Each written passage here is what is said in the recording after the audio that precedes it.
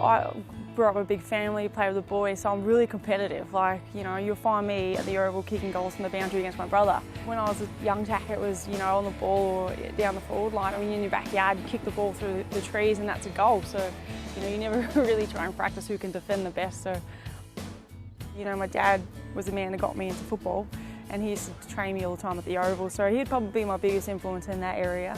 Even when I play now, I kind of wish he was here every time I kick a goal, I kind of look up. So still to this day, before big games, I always go see him at the cemetery and stuff. So, you know, I miss him, wish he was here, but I know he's always watching.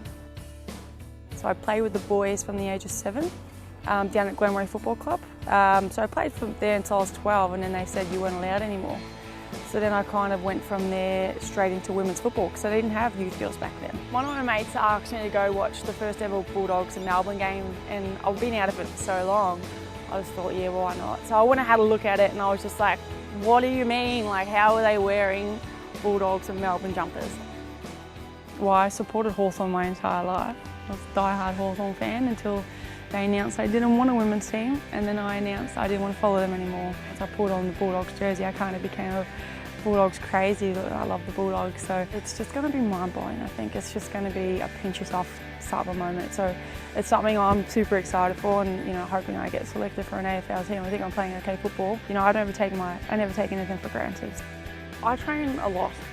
People probably say too much. I'm just making sure that I cross every T and dot every I to make sure I'm giving myself every aspect of the game. She's an interesting character, mate. She's such a giving person, and has this pretty cool exterior, but deep down she's a real soft heart. I want to stay true to who I am. I have tats and they all mean something to me. They're, you know, all of them are in reference to my family. And I shave the size of my hair, and I don't care because that's who I am. So at the end of the day, if there's a young girl or a young boy that wants to have dreadlocks, that, you know, wants to wear makeup when they play, just wants to be who they are, then if that's what they get to do, then I'm happy with that.